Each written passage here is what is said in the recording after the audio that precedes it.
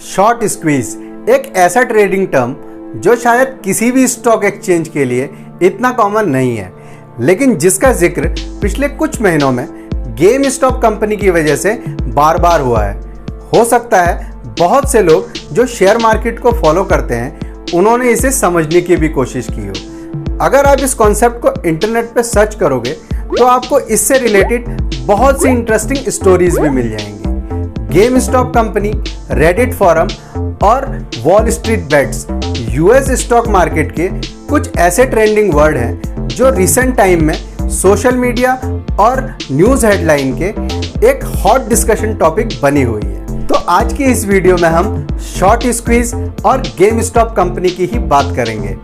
इस interesting financial news story को समझने के लिए वीडियो को अंत तक जरूर देखें। और हाँ, अगर आप हमारे चैनल पर नए हैं तो चैनल को सब्सक्राइब करना ना भूलें। चलिए शुरू करते हैं।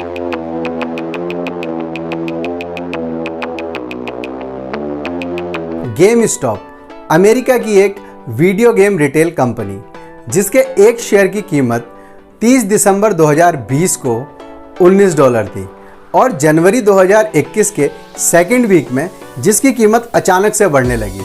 सिर्फ 15 दिनों के अंदर कंपनी का शेयर प्राइस $19 से $347 तक बढ़ गया और मार्केट कैपिटलाइजेशन 700 मिलियन से करीब 24 बिलियन तक पहुंच गई, जो कि लगभग 1700% का इंक्रीज था।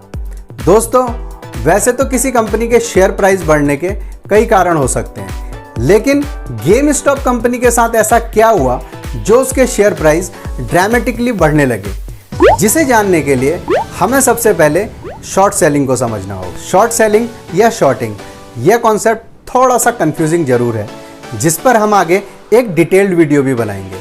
बेसिकली शॉर्ट सेलिंग एक एडवांस ट्रेडिंग स्ट्रेटेजी है जब कुछ इन्वेस्टर या ट्रेडर को लगता है किसी कंपनी के शेयर प्राइस ओवर वैल्यूड है और फ्यूचर में जो नीचे गिरेंगे, तो गिरते हुए शेयर प्राइस से मुनाफा बनाने के लिए इन्वेस्टर अपने ब्रोकर से शेयर बोरो करके उन्हें करंट प्राइस पर ओपन मार्केट में बेच देते हैं और जब शेयर प्राइस नीचे गिरता है तो वो उसे वापस खरीदकर ब्रोकर को लौटा देते हैं। इस बीच का जो डिफरेंस आता है वही उनका प्रॉफिट है। इसे ही हम शॉर्ट सेलिंग कहते हैं। चलिए इसे हम एक एग्जाम्पल से समझते हैं। मान लीजिए किसी कंपनी का शेयर प्राइस 20 रुपये है और आपकी रिसर्च कहती है शेयर प्राइस नीचे जाएगा। तो ऐसी सिचुएशन में मार्केट से मुनाफा बनाने के लिए आपने कुछ मार्जिन अपने ब्रोकर के पास रखकर 100 शेयर उधार लिए और उन्हें करंट मार्केट प्राइस पर 2000 रुपये का बेच दिया।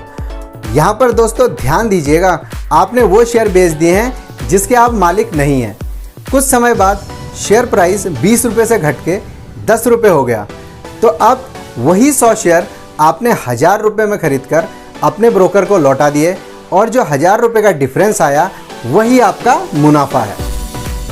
वीडियो में आगे बढ़ने से पहले मैं आपको बता दूं, शॉर्ट सेलिंग एक बहुत ही रिस्की बिजनेस है जिसमें प्रॉफिट तो एक लिमिट तक होता है लेकिन लॉसेस अनलिमिटेड है। इसीलिए जो इन्वेस्टर या ट्रेडर इस सोफिस्टिकेटेड इन्वेस्टमेंट स्ट्रेटेजी में पैसा लगाते हैं उनकी शेयर मार्केट की नॉलेज काफ़ी अच्छी होती है और साथ ही उनके रिसर्च पॉइंट भी बहुत स्ट्रांग होते हैं। मोस्टली इस तरह की स्ट्रेटजीज को बड़े हेज फंड स्पेकुलेशन और हेजिंग पर्पस से यूज़ करते हैं।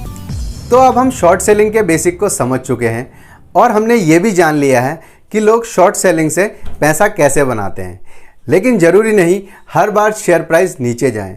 हो सकता है आपकी रिसर्च गलत हो और शेयर प्राइस ऊपर जाने लगे, तो ऐसी कंडीशन में आपको काफ़ी नुकसान भी हो सकता है, क्योंकि जो शेयर आपने अपने ब्रोकर से उधार लेकर मार्केट में बेच दिए थे, अब वो शेयर आपको ज़्यादा कीमत पर खरीदकर अपने ब्रोकर को लौटाने ही पड़ेंगे।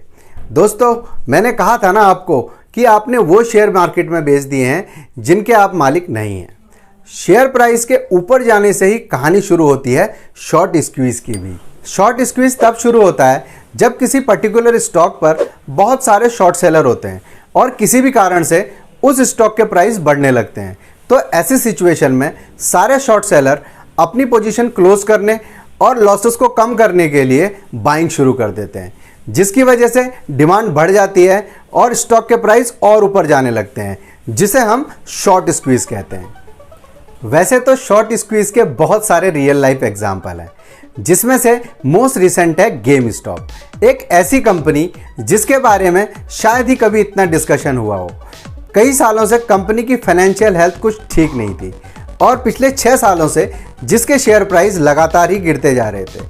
अगर कुछ एनालिस्ट की माने तो इसके पीछे का मेन रीज़न है कंपनी द्वारा पास्ट में लिए गए कुछ खराब डिसीजन और बिजनेस मॉडल का आउटडेटेड होना। वर्ल्ड का सबसे बड़ा वीडियो गेम रिटेलर होने के बावजूद भी कंपनी की कोई ऑनलाइन एग्जिस्टेंस नहीं है, जिसकी वजह से सेल्स इंप्रूव नहीं हो पाई।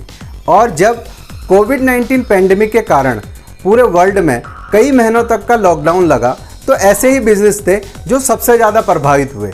तब गेम स्टॉप कंपनी का प्राइस घटकर $2 तक पहुंच गया था, जो कि कंपनी की हिस्ट्री में अब तक का सबसे लोवेस्ट प्राइस था। लेकिन 2020 के फाइनल क्वार्टर में जब शेयर थोड़ा रिकवर हुआ तो उसके प्राइस बढ़कर $19 तक पहुंच गए, जिसमें कुछ बड़े हेज फंड ग्रुप्स को एक अपॉर्चुनिटी दिखी, क्योंकि उन्हें लगता था शेयर प्राइस ओवर वैल्यूड है और जो फ्यूचर में फिर से नीचे गिरेगा।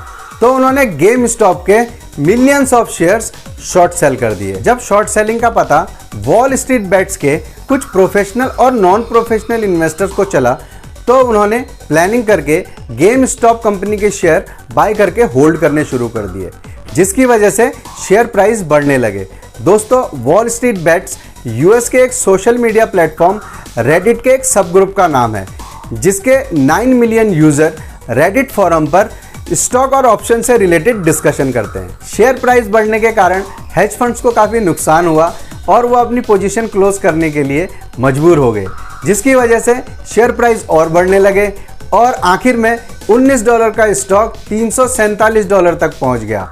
तो दोस्तों, यही थी गेम स्टॉप की कहानी जिसने यूएस स्टॉक मार्केट को हिला के रख दिया था। आई होप कि दोस्तों आपको ये फाइनेंशियल स्टोरी पसंद आई। अगर आपको वीडियो अच्छा लगा तो वीडियो को लाइक करें और हमें सपोर्ट करने के लिए हमारे चैनल को सब्सक्राइब करना ना भूलें। मालूम है ना।